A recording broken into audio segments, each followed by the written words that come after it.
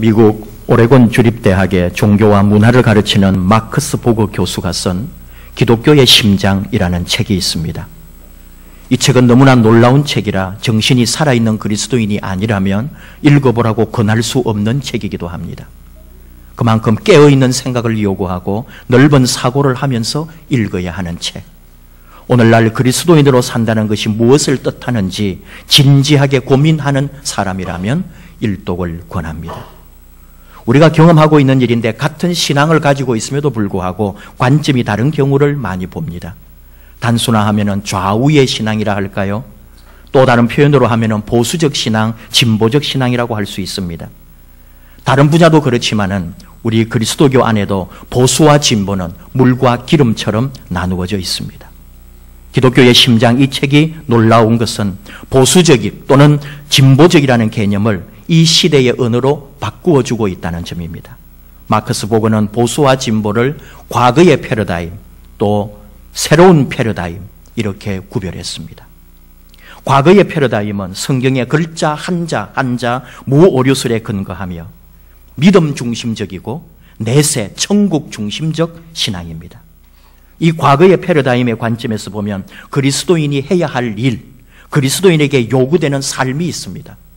그게 뭐냐 하면은 그리스도교의 핵심 주장들을 잘 믿어야 하는 일입니다. 그게 뭐냐? 믿음과 교리와 신조를 잘 믿고 따르라는 거죠. 그리고 거기에 대한 보상이 주어집니다. 그 보상은 땅에서 복을 받고 죽어서는 천국에 간다는 거예요. 이것이 과거의 패러다임입니다. 과거의 체계, 과거의 믿음의 이해 방식입니다. 새로운 패러다임, 새로운 틀은 성경을 글자 한자 그대로 이해하기보다는 성경에는 역사가 있고 은유가 있고 비유의 언어로 가득 차 있다고 봅니다.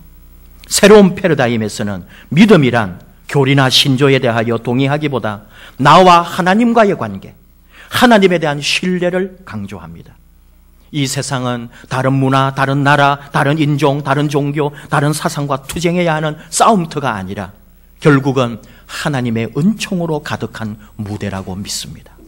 이 새로운 패러다임은 오래된 것 같지만 사실은 겨우 백수십 년 전에 사람들 속에 생각나기 시작했고 풀뿌리처럼 지금 사람들 속으로 퍼져나가고 있다고 마크스 보그는 말하는 거죠. 마크스 보그는 그리스도인입니다. 하지만 10대 중반 시절부터 그에게 그리스도교가 별다른 의미를 던져주지 못했습니다.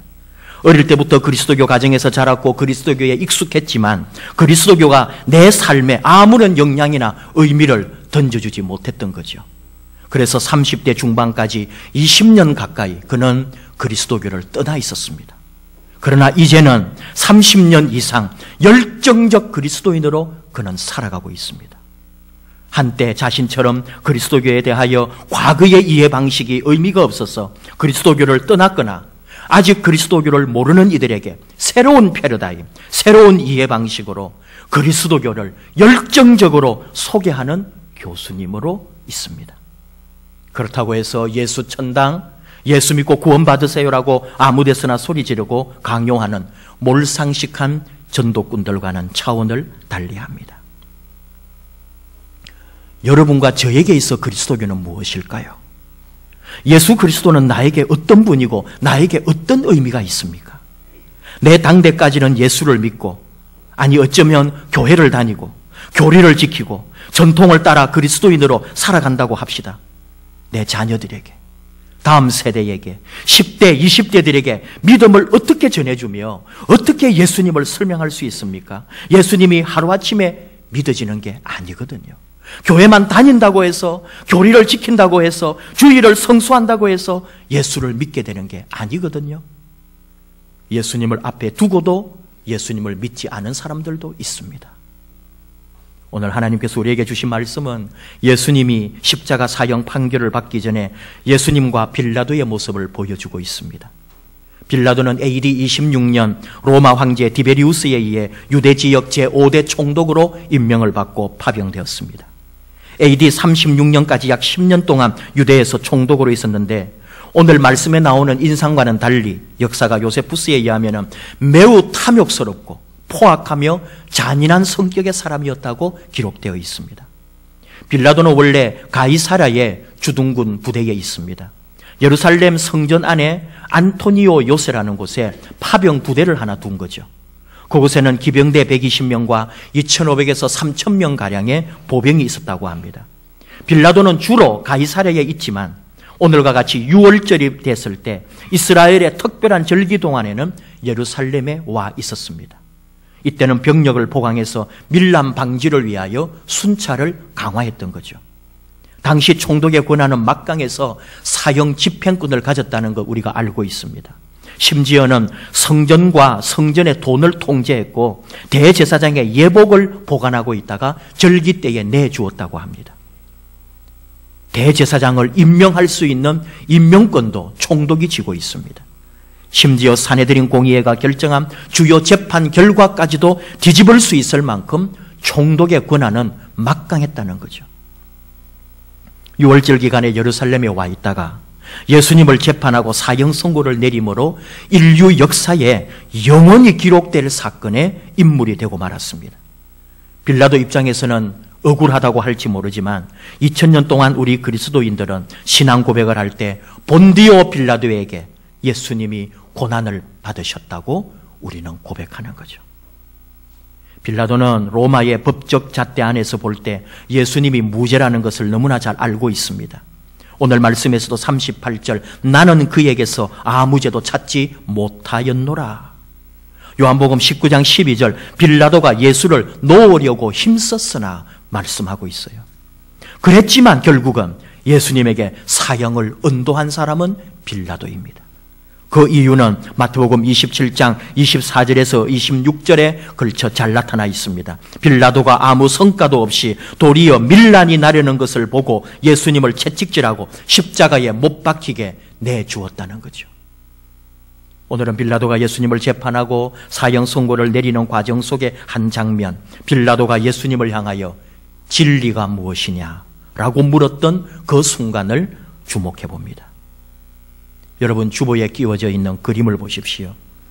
이 그림의 제목이 진리가 무엇이냐라는 그림입니다. 그러니까 여기 나오는 두 사람은 예수님과 빌라도입니다.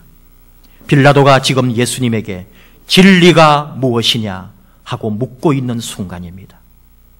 빛과 그늘, 마르고 어두운 모습으로 서 있는 예수님과 기름지고 여유만만하고 풍채 좋은 빌라도가 대비되는 작품입니다. 전통적으로 예수님을 표현할 때 시대마다 화가들은 예수님을 다르게 그렸습니다. 아주 초기 그리스도교 시절에는 예수님을 지나치게 고난받는 모습, 마르고 많은 피를 흘리고 머리에는 후광이 있고 고난당하는 하나님 아들을 묘사했어요. 그러다가 문해부흥 르네상스 시대를 지나면서 예수님은 신격화된 모습으로 얼굴에는 온화한 미소가 있고 머리카락은 웨이브형이 되고 고대 그리스 신들처럼 건장한 체구의 조각남처럼 멋진 근육을 자랑하는 예수님의 모습을 나타냈습니다.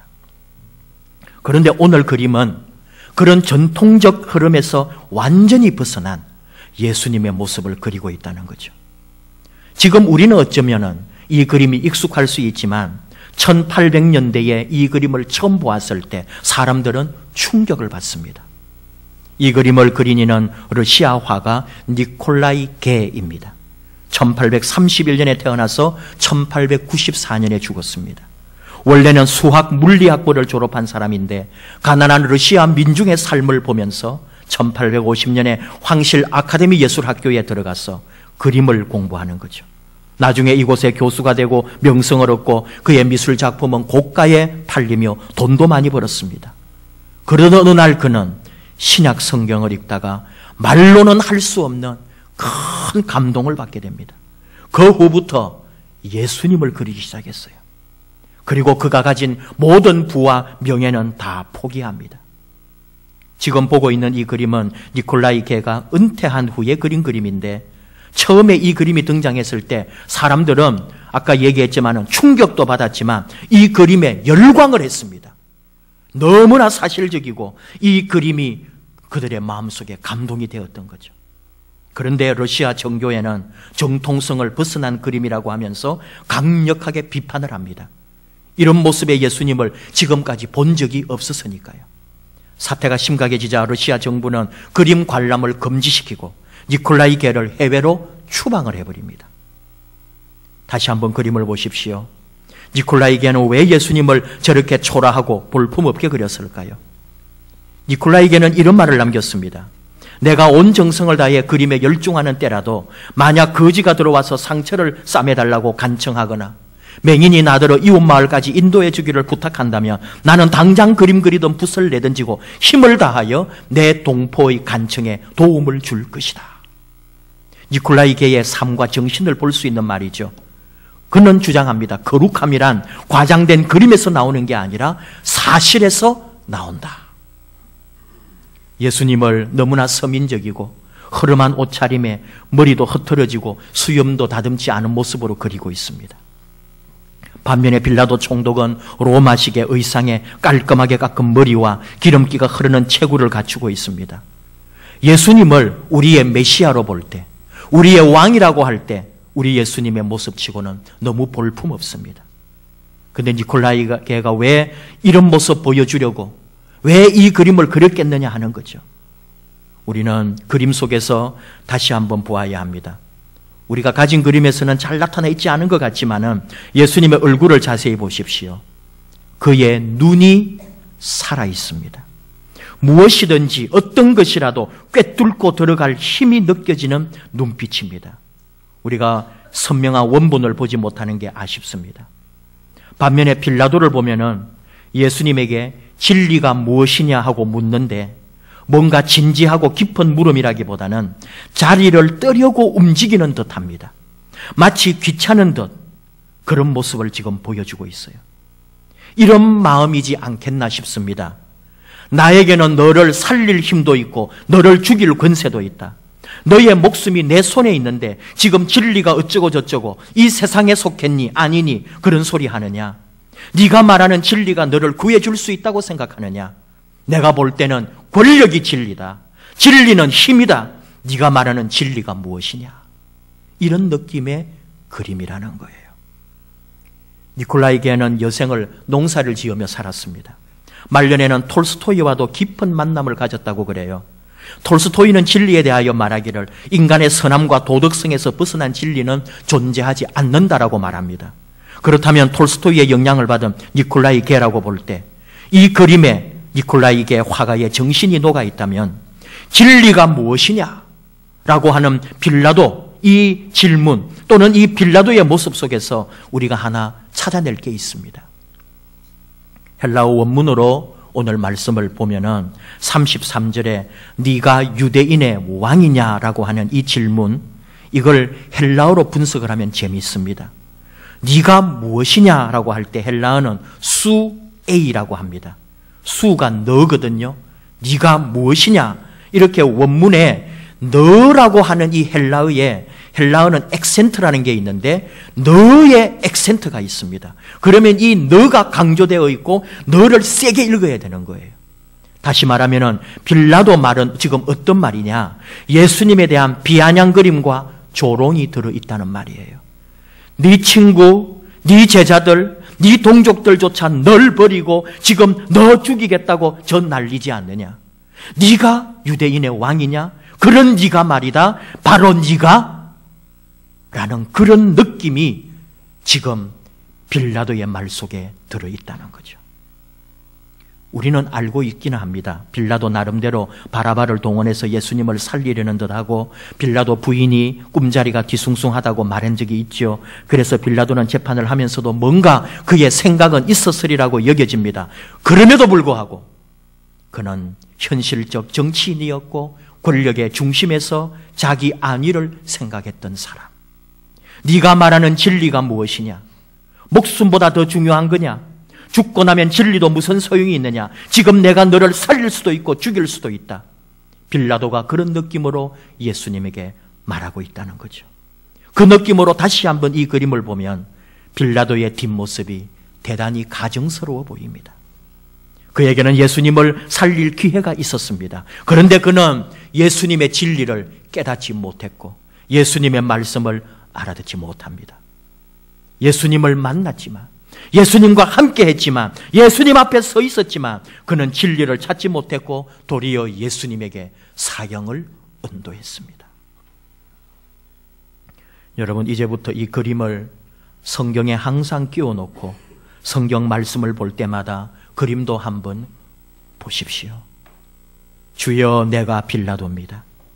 주님에게 진리가 무엇입니까? 무엇이 진리입니까? 묻고 있는 우리 자신을 볼 수 있기를 원합니다.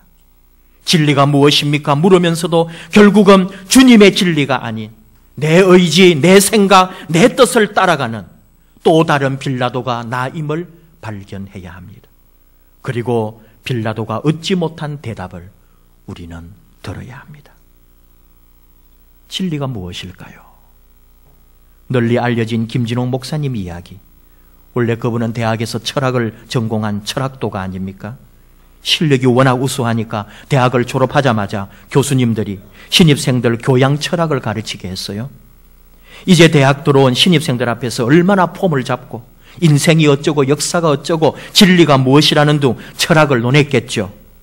어느 날 한 학생이 질문을 했습니다. 교수님, 진리가 무엇입니까?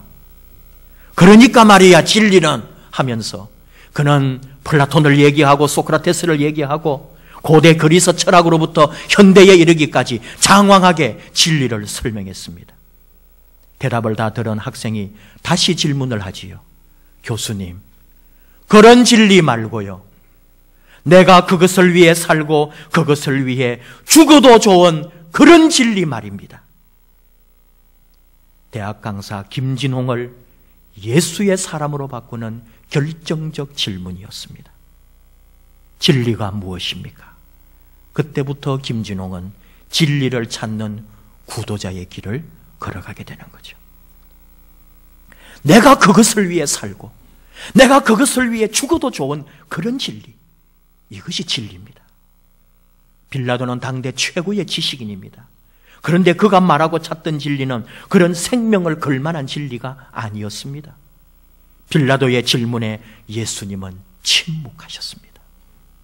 기독교의 심장 책 얘기를 앞에 했었는데 마크스 보거가 심장이라는 말을 하는 이유가 있습니다. 사람이 심장이 죽으면 죽는 것처럼 그걸 빼버리면 죽어버리는 그것, 그리스도교에서 이것을 빼버리면 그리스도가 죽어버리는 심장이 무엇인가? 기독교의 심장, 이 책에서는 이 이야기를 다루고 있어요. 정말 진리가 무엇입니까? 심장과 같은 것, 그게 없으면 죽어버릴 것 같은 내 인생의 생명 같은 것, 여러분에게 그런 진리, 그런 생명이 무엇이냐 지금 묻고 있습니다. 나에게서 빠져나가 버리면 내가 죽어버릴 것 같은 그런 진리. 한참 연애하는 청년들을 보면은 사랑하는 그 사람이 없다면 나는 죽어버릴 것 같다. 나에게 진리는 남자친구고 나에게 생명은 저 여자친구인 것처럼 느껴질 때가 있습니다. 근데 그건 절대 진리가 아니지요. 왜냐하면은 결혼하고 사는 사람들, 당장 여러분 부모님부터 보십시오. 매일 하는 소리가 있습니다. 결혼 안 한 사람이 부럽다.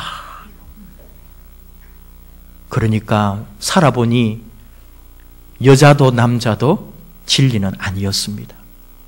연애에 실패했다고 죽을 일이 아니더라 이거죠. 진리가 무엇일까요? 빌라도가 예수님에게 물었습니다. 진리가 무엇이냐? 무엇이 진리냐? 예수님은 침묵하셨지만 우리는 오늘 예수님의 답을 들어야 합니다. 그가 침묵하는 중에 우리에게 눈빛으로 말씀하고 있는 그의 대답을 들어야 합니다. 예수님은 대답합니다. 내가 진리다. 내게 있는 모든 것이 진리다. 이 숱한 모욕과 조롱과 멸시 가운데 견디고 있는 내가 진리다. 곤욕을 당하고 괴로울 때에도 입을 열지 아니하고 도살장으로 끌려가는 어린 양과 털 깎는 자 앞에 잠잠한 양같이 입을 열지 않는 내가 진리다. 내 옷을 벗기고 가시관을 엮어 머리에 씌우고 갈대를 내 손에 들리고 그 앞에서 무릎을 꿇고 희롱하며 유대인의 왕이여 평안할지어다 할 때도 침묵하는 내가, 너희가 내게 침을 뱉고 갈대로 머리를 때리고 희롱을 당해도 아무 말 없는 내가 진리다. 나를 죽이려고 혈안이 되어 있는 모든 이들을 감싸고 내가 새로운 생명을 주고자 하는 나의 온유와 겸손이 진리다. 책에서 배운 진리가 아니라 내 삶으로, 죽음으로, 온몸으로 살아내는 내 삶이 너희에게 진리다. 진리가 무엇입니까? 진리는 예수님이고 예수님의 길이 우리의 진리입니다. 예수님이 보여주신 죽음과 부활, 그가 걸어간 모든 삶, 그가 행한 사역이 우리 앞에 진리입니다. 그리하여 우리도 과거의 정체성, 과거의 내 존재 방식은 죽고 나는 새로운 존재 방식으로, 새로운 가치관으로 살아나는 길이 진리의 길입니다. 예수님 말씀합니다. 요한복음 14장 6절, 내가 곧 길이요 진리요 생명이니 나로 말미암지 않고는 아버지께로 올 자가 없느니라. 정말 우리에게 예수님이 진리입니까? 그리스도인은 진리를 찾고 그 진리의 빛 아래에서 예수님을 발견하고 그 예수님의 진리로 말미암아 예수님이 내 심장이라고, 내 생명이라고 받아들인 사람들입니다. 그 진리의 빛 아래 진리의 길을 걸어가는 사람입니다. 진짜 예수쟁이는 예수님만이 나의 전부요, 예수님 한 분만으로 만족합니다. 예수님은 나의 심장입니다. 예수님이 없으면 나는 죽었습니다. 그리하여 살아계신 예수님, 내 심장을 펄떡이게 하는 예수님 때문에, 예수님이 내 안에 살았어, 내가 그분과 함께 살아가는 삶, 이것이 그리스도인의 삶입니다. 진리의 삶입니다. 나의 진리, 나의 생명, 나의 심장, 예수님을 붙들고 생명의 길, 진짜 예수 그리스도인의 길을 걸어가는 참 하나님의 자녀요 예수님의 제자가 되는 저와 여러분 되기를 축복합니다. 기도하십시다. 하나님 아버지, 감사합니다. 진리가 무엇입니까? 우리 예수님에게 물을 때에 우리 주님 우리에게 주시는 답을 듣습니다. 내가 진리라고. 고통과 곤욕과 조롱과 멸시 가운데서도 침묵하며 죽음의 자리 앞에서도 기도하며 온유와 겸손으로 자신을 다드린 예수님이 진리라고. 나를 따르라, 내가 길이라고 하시는 주님의 말씀을 듣습니다. 주님 따라가게 하시고 주님의 진리, 그 진리의 빛 아래에서 다시 태어나는 우리가 되게 하여 주시옵소서. 내 심장이 예수님으로 다시 뛰게 하여 주시옵소서. 예수님 이름으로 기도하옵나이다. 아멘.